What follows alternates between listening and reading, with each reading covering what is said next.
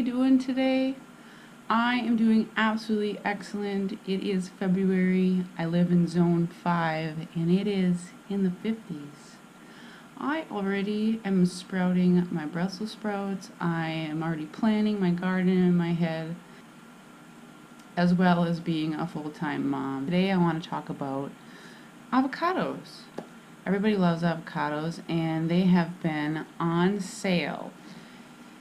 So much so that I can't even keep up with the amount of avocados I bought. They were on sale for 25 cents a piece because they were kind of overripe. I bought this avocado like 3 weeks ago and it's perfect. If I were to cut it open, it would still be nice and green. So avocados, if you find them in the store and they're on sale because there's so many ripe ones, they last a really long time in the refrigerator. So I thought, why not try to preserve them? And I know avocados have a lot of fat and you don't normally dry things that have a lot of fat, but I thought I'd experiment and see what happens. As well as preserving the avocados, I thought of ways to use avocados.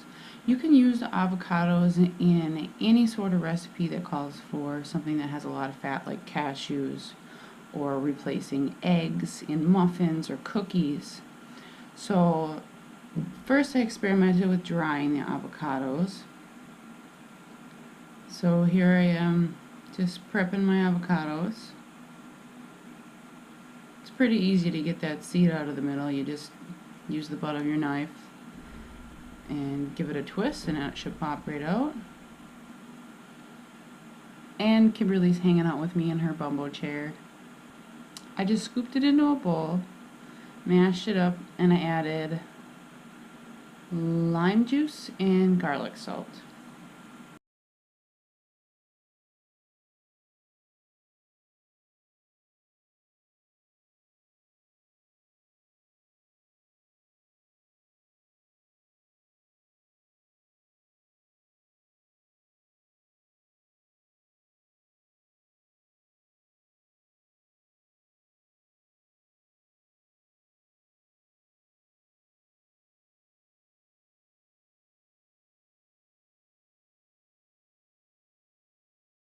Then I put it on a paraffin sheet for my Excalibur, flattened it out, and threw it in the dehydrator.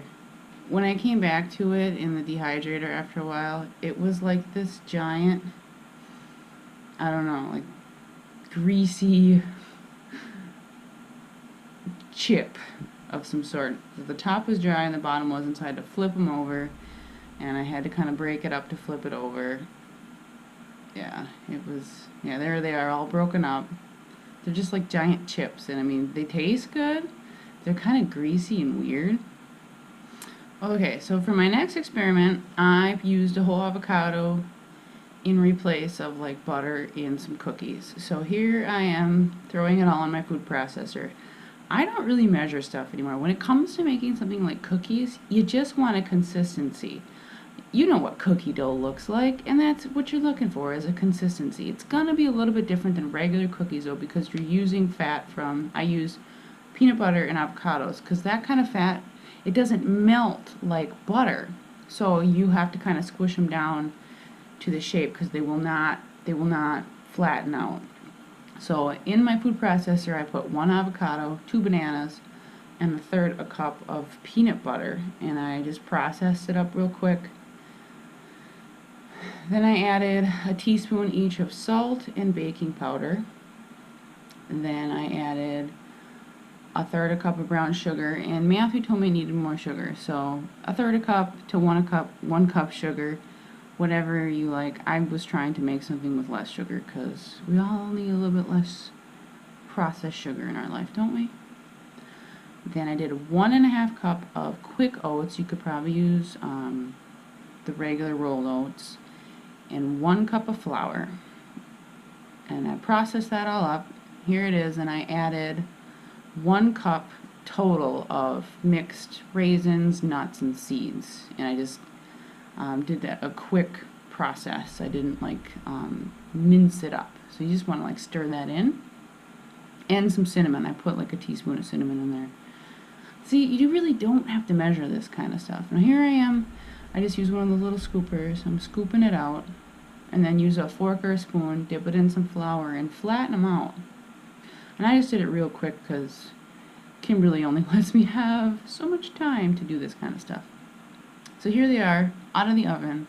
I did 350 for about 10 to 15 minutes, and you gotta watch these kind of cookies. I recommend parchment paper because a regular pan they will stick to because they don't have that fat. And they won't really brown too much on the top, but look at the bottom. The bottoms will be brown and you will smell them. And they're good. I guess they taste more like a granola bar. Matthew didn't like them a whole lot at first because they weren't real sugary, but we went for a ride somewhere and he was really hungry, and when you're hungry, they taste excellent. So cookies, regular cookies from the store, are very addictive because there's a lot of addictive foods inside of it, like oils and sugars. Your food shouldn't be something that you can't stop eating. So these are more of a kind of a breakfast cookie, but if you want to add more sugar, you go right ahead.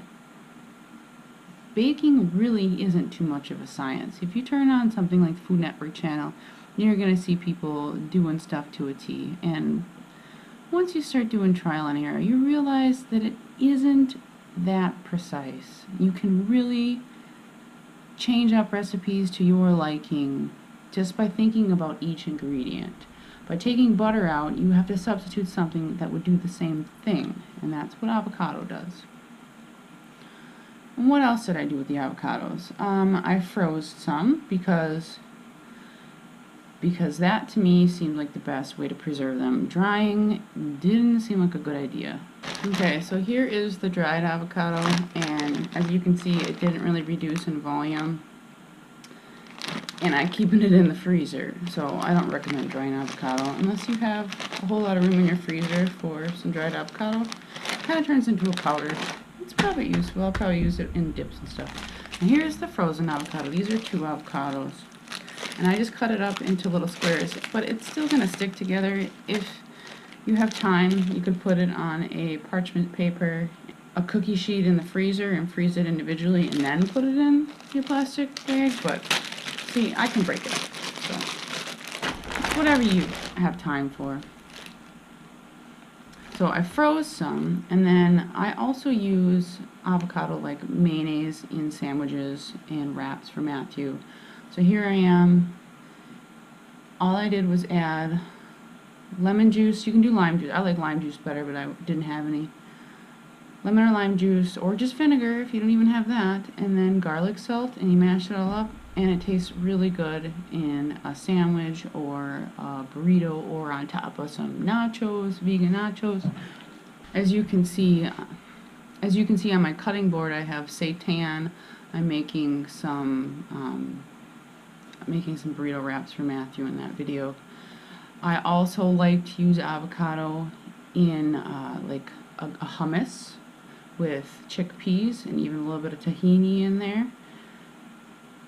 Try using avocado in a brownie recipe. You can use avocado as the base for frosting.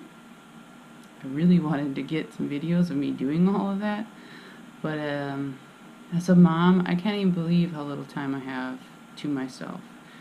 By the time she ever takes a nap or goes to bed, I'm so tired. So I'm very surprised that she let me do this video. Anyways, guys, don't be afraid to think outside of the box. Don't be afraid to experiment and use different ingredients in recipes that you have. You will be surprised at how easy it is to change up a recipe or to make your own. So I hope that helped you be a little bit more exploratory in the kitchen, and I hope your February is as beautiful as ours. I can't wait to start making some videos about our backyard garden. Matthew and I, with Matthew's permission, I turned our backyard into a garden last year, and I'm going to expand it this year, hopefully, and do some videos on the things that I do to grow my own food in our backyard. Vegan homesteading, guys. Anyways, thank you so much for watching. What do you think, sweetheart? You can't even eat avocados yet. I'm sure you'll like them when you can. Cutie. Why don't you play with your doggy? Little girl, I love you. Little girl, I love you. Little girl,